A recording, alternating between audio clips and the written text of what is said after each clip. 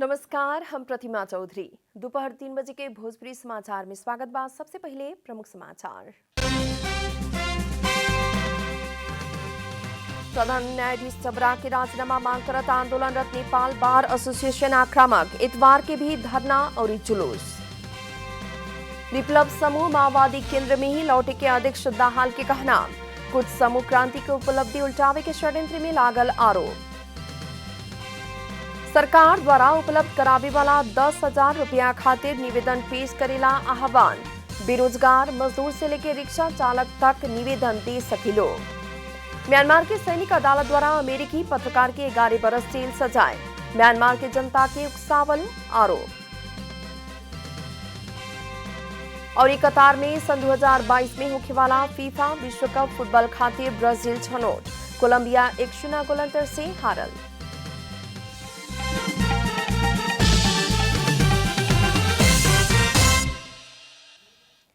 आप पूरा समाचार। प्रधान न्यायाधीश सोलेन्द्र शमशेर जबरा के राजीनामा मांग करत आंदोलित भइल नेपाल बार एसोसिएशन सर्वोच्च अदालत के मूल गेट में धरना दिले बा। नेपाल बार एसोसिएशन द्वारा प्रधान न्यायाधीश सोलेन्द्र शमशेर जबरा के सर्वोच्च अदालत प्रवेश में रोक लगावे के कहत आज सवेरे 10 बजे से लेकर 12 बजे तक सर्वोच्च अदालत के मेन गेट में धरना दिले रहे। बार के धरना के बावजूद प्रधान न्यायाधीश जबरा करीब 11 बजे वैकल्पिक गेट के प्रयोग करत सर्वोच्च अदालत प्रवेश कैले रहने। अधिवक्ता सब नेपाल बार एसोसिएशन के भवन में जम्मा होके बैनर सहित सर्वोच्च के मेन गेट के आगे पुग के धरना दिले रहे लोग। प्रधान न्यायाधीश जबरा के पक्ष में नाराबाजी करे वाला 3 महिला और 1 पुरुष के प्रहरी नियंत्रण में ले बा। धरना देवे से पहले संक्षिप्त संबोधन करत नेपाल बार एसोसिएशन के अध्यक्ष चंडेश्वर श्रेष्ठ प्रधान न्यायाधीश जबरा के न्याय संपादन करे वाला और न्याय प्रशासन चलावे वाला अधिकार ना भइल बताउले बानी। हाम्रो निर्णय थिएन, तर हाम्रो माइक खोसियो, हाम्रो फोरम खोसियो, हामी कानुन व्यवस्थामाथि आक्रमण भयो, जसको कारणले गर्दाखेरि हामीले अगाडि बढ्नु पर्यो। धरना कार्यक्रम के संबोधन करत नेपाल बार एसोसिएशन के महासचिव लीलामणि पौडेल प्रधान न्यायाधीश के संबंध में संयुक्त राष्ट्र संघ में भी उजुरी पेठावेला तैयार रहल कहत अपने सब संयुक्त राष्ट्र संघ के संपर्क में रहल बताउले बानी। नेपालको उसको बारेमा तपाईं प्रधान न्यायाधीशको बारेमा युएनमा समेत हामी कम्प्लेन पठाउन तयार रहेका छौं।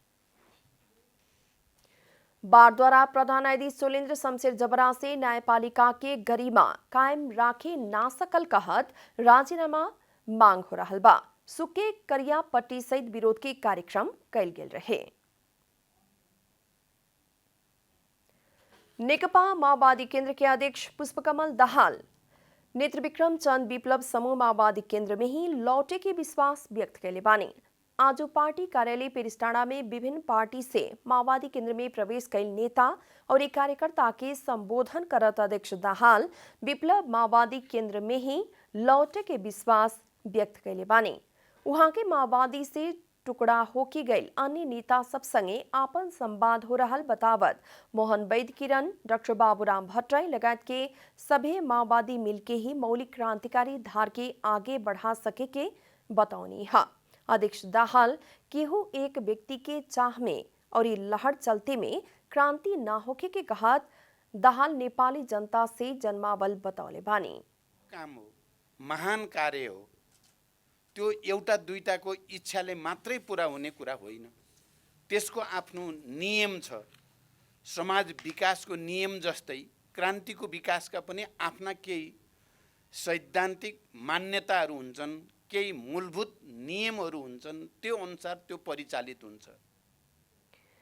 कार्यक्रम में अध्यक्ष दाहाल एक युग और एक कालखंड में बहुते दाहाल हो ना सके की बतौनी है। वहाँ के एक समय में जनता आंदोलन समय और संघर्ष सही विचार और बलिदान से ही प्रचंड पैदा हो सके की बतौनी है। एउटै कालखण्डमा थुप्रै प्रचण्ड हुनै सक्दैन, थुप्रै मार्च हुने, थुप्रै लेनिन हुने, थुप्रै माओ हुने हुँदैन। एउटा समय र एउटा कालमा जनताले पैदा गर्ने हो, आन्दोलनले संघर्षले बलिदानले पैदा गर्ने हो, सही विचारले पैदा गर्ने हो, सही निर्णयहरूले पैदा गर्ने हो। त्यो पैदा गरेको कुरालाई वर्ग सङ्घर्षको रूपमा प्रतिक्रियावादीले त्यसलाई सिद्ध्याउन खोज्छन्। अध्यक्ष दाहाल प्रतिक्रियावादी सब माओवादी क्रांति के उपलब्धि उल्टावे के षड्यंत्र में लागल भी वहां के कहनाम रहे। पेट्रोलियम पदार्थ के मूल्य वृद्धि तत्काल फिर्ता लेवे खातिर सरकार संगे मांग करते आयल संयुक्त विद्यार्थी संगठन द्वारा टेकु स्थित नेपाल ऑयल निगम के केंद्रीय कार्यालय घेराव कल गेल बा। आज सवेरे 10 बजे से नेपाल ऑयल निगम के केंद्रीय कार्यालय घेराव करत विद्यार्थी संगठन सब तत्काल मूल्य वृद्धि फिर्ता करे खातिर सरकार के दबाव दिले बा। वो अवसर में विद्यार्थी संगठन के नेता सब आम जनता और विद्यार्थी के चूल्हा भी बड़े ना देवे किस्म से एलपी गैस लगायत के पेट्रोलियम पदार्थ के मूल्य वृद्धि कैल कहत नेपाल ऑयल निगम के कार्यकारी निर्देशक सुरेंद्र पौडेल के राजीनामा मांग कैले रहे। सत्तारूढ़ नेकपा माओवादी केंद्र में आबद्ध विद्यार्थी संगठन अनेरा स्ववियु क्रांतिकारी नेकपा एकीकृत समाजवादी में आबद्ध अनेरा स्ववियु सहित के विद्यार्थी संगठन के नेता लोग ऑयल निगम के भ्रष्ट कर्मचारी सबके सामाजिक रूप में बहिष्कार करे खातिर भी आह्वान कैले रहे।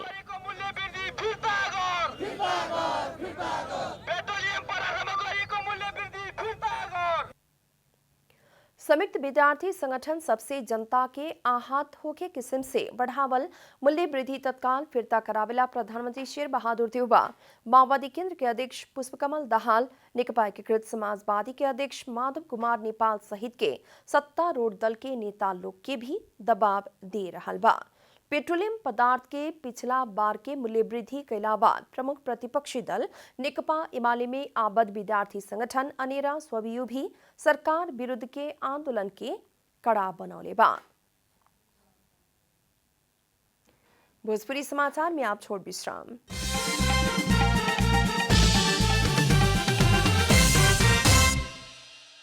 भोजपुरी समाचार में आप बाकी समाचार। कोविड-19 से प्रभावित अति विपन्न घर परिवार के उपलब्ध करावल जाए वाला 10,000 रुपया खातिर निवेदन पेश करेला सरकार आह्वान कैले बा। अर्थ मंत्रालय द्वारा कोविड-19 के महामारी से प्रभावित अति विपन्न परिवार के नगद हस्तांतरण कार्यविधि 2078 मुताबिक के ढांचा में निवेदन पेश करे खातिर सूचित कैल गेल हा।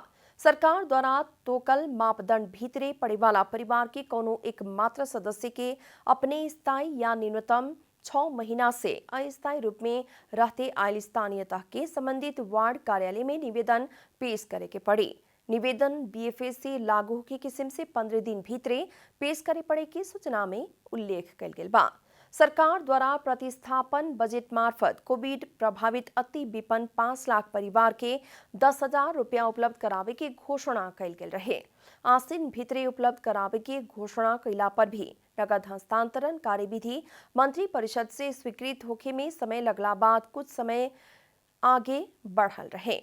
हाल फिलहाल ही ओ कार्यविधि पारित भला बाद सरकार नगद हस्तांतरण कार्यक्रम के आगे बढ़ौले बा। विगत में होती आयल रोजगारी पूर्ण रूप में गंवावल और रोजगारी के दोसर अवसर भी प्राप्त करे ना सके बेरोजगार भइल असंगठित क्षेत्र के मजदूर या कामदार सब निवेदन दे सके लोग। वही लेखा खुला सड़क, फुटपाथ या चौरी में खरपन, नांगला, डोको आदि में सामान बेचे वाला अति विपन्न व्यवसायी, दैनिक ज्याला मजदूरी करे वाला भरिया कृषि मजदूर, वही लेखा ज्यालादारी श्रमिक, रिक्शा चालक समेत के आवेदन खातिर योग्य मानल गइल बा। विगत लंबा समय से आंदोलनरत धरान बीपी कोइराला स्वास्थ्य विज्ञान प्रतिष्ठान के चिकित्सक सबके मांग के संबोधन सहित स्वास्थ्य मंत्री विनोद खतिवड़ा आज प्रधानमंत्री के प्रतिवेदन बुझौले बानी। प्रतिष्ठान द्वारा कोविड महामारी के समय में कर्मचारी सबके तलब भत्ता ना देहल, अन्य पदाधिकारी और विद्यार्थी लगायत के मांग संबोधन ना कल विषय के लेके लंबा समय से कर्मचारी सब द्वारा आंदोलन होते आत रहे। प्रतिवेदन में स्वास्थ्य मंत्री खतिवड़ा द्वारा बीपी कोइराला प्रतिष्ठान के आंदोलनरत पक्ष सबके विषय में प्रतिवेदन पेश कैल बतौले बानी। बीपी कोइराला प्रतिष्ठानलाई लिएर आयोग बन्नुको अर्थ नै त्यहाँ केही न केही समस्या थियो भन्ने कुरो त आयोग बन्नुबाट नै पुष्टि हुन्छ। अब हामीले 3 सदस्यीय आयोग बनेको थियो, जसमा यस मन्त्रालयका सचिव र धारा नगरपालिकाका मेयर मेरो अध्यक्षतामा कुलपति प्रधानमन्त्रीले गठन गर्नुभएको थियो। मंत्री खतिवड़ा की अध्यक्षता में आयोग से गठन भइल जेमे मंत्रालय के सचिव, धरान नगर पालिका के मेयर और कुलपति प्रधानमंत्री शेर बहादुर देउबा रहल जानकारी भी दिले रहने। 7 दिनको समय दिएर सिनेटको बैठक बोलाउँछौँ, प्रधानमन्त्रीजीले बोलाउनुहुन्छ र त्यो सिनेटको बैठकबाट यसलाई यो प्रतिवेदनलाई आधार मानेर हामी निर्णयमा पुग्छौँ। मंत्री खतिवड़ा द्वारा 21 दिन भीतरे प्रतिवेदन तैयार करके अब के 1 सप्ताह भीतरे बीपी प्रतिष्ठान आयोग के सीनेट बैठक की जानकारी भी करौले रहने। अब आर्थिक समाचार।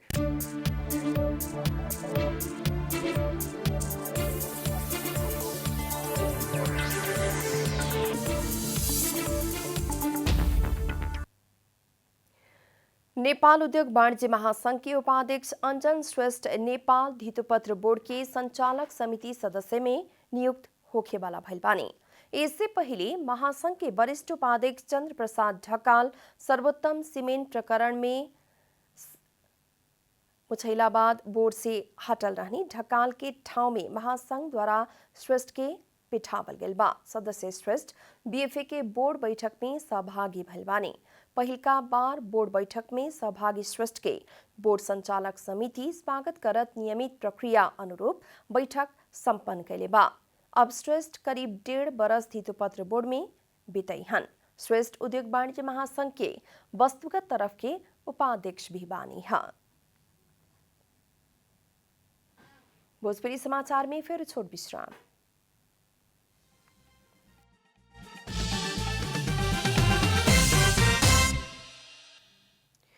भोजपुरी समाचार में अब अंतर्राष्ट्रीय समाचार। म्यांमार के सैनिक अदालत अमेरिकी पत्रकार के 11 बरस जेल सजाए सुनौले बा। अमेरिकी पत्रकार डैनी फेंस्टर के अदालत 11 बरस के जेल सजाए सुनावल बीबीसी जनौले बा। फेंस्टर आप्रवासी कानून उल्लंघन कैल, गैर कानूनी संगठन बनावल और म्यांमार सेना के विरुद्ध सर्वसाधारण के उकसावल आरोप में दोषी ठहरावल गए बड़न। 37 बरस के फेंस्टर के बीतल मई महीना में म्यांमार सेना यांगून अंतर्राष्ट्रीय विमानस्थल से पकड़ ले रहे। उन्हें से सेना द्वारा वहां की हिरासत में राखल गए रहे। कुछ दिन पहले म्यांमार सेना द्वारा वहां के ऊपर देशद्रोह और आतंकवादी करके थप नया आरोप लगावल गए रहे। आरोप सत्य साबित भइला पर पत्रकार फेंस्टर के जन्म कैद के सजाए भोगे पड़े के बतावल गए रहे। हालांकि नया आरोप के बारे में हाल कोनो भी निर्णय ना भइल बतावल गए बा। 37 बरिस के फेंस्टर म्यांमार स्थित फ्रंटियर म्यांमार के व्यवस्थापकीय संपादक हवन। म्यांमार सेना द्वारा सैन्य कू लागू कैला बाद फेंस्टर लगायत अन्य दर्जनों स्थानीय पत्रकार सब हिरासत में बाड़न सन। आप खेलकूद समाचार।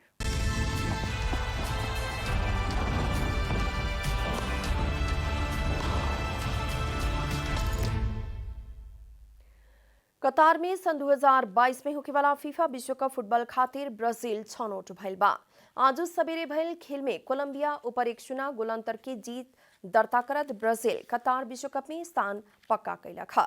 ब्राजील दक्षिण अमेरिकी छनौट में अभी भी 6 खेल खेले के बाकी रहला पर भी अंक के आधार में छनौट भइल बा। 12 खेल से 34 अंक बनौले बा। कोलंबिया के 1-0 गोल अंतर से हरौला बाद ब्राजील के लुकास पाक्वेटा गोल कैले रहलन। पहिलका हाफ गोल रहित बराबरी में ओराइल खेल में 72वां मिनट में पाक्वेटा से कैल गोल ही ब्राजील के विश्व कप में स्थान पक्का करेला पर्याप्त बनल। वही लेखा दोसर खेल में चिली पाराग्वे के 1-0 गोल अंतर से हरौले बा। चिली 16 अंक के साथ तालिका के चौथा स्थान में बाटे। अंत में प्रमुख समाचार फिर एक बेर। प्रधान न्यायाधीश सबरा के राजीनामा मांग करत आंदोलनरत नेपाल बार एसोसिएशन आक्रामक। इतवार के भी धरना और जुलूस। विप्लव समूह माओवादी केंद्र में ही लौटे के अध्यक्ष दाहाल की कहना। कुछ समूह क्रांति की उपलब्धि उलझावे के षड्यंत्र में लागल आरोप। सरकार द्वारा उपलब्ध करावे वाला 10,000 रुपया खातिर निवेदन पेश करेला आह्वान। बेरोजगार मजदूर से लेकर रिक्शा चालक तक निवेदन दे सकिलो। म्यांमार के सैनिक अदालत द्वारा अमेरिकी पत्रकार के 11 बरस जेल सजाए। म्यांमार की जनता के उकसावल आरोप। और कतार में सन 2022 में होने वाला फीफा विश्व कप फुटबॉल खातिर ब्राजील छनौट कोलंबिया 1-0 गोल अंतर से हारल।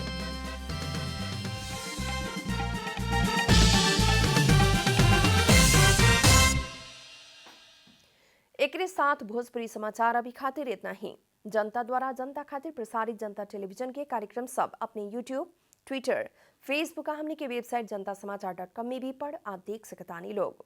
सूचना में अपने के सहभागिता, समय में समाचार हमने के प्रतिबद्धता। नमस्कार।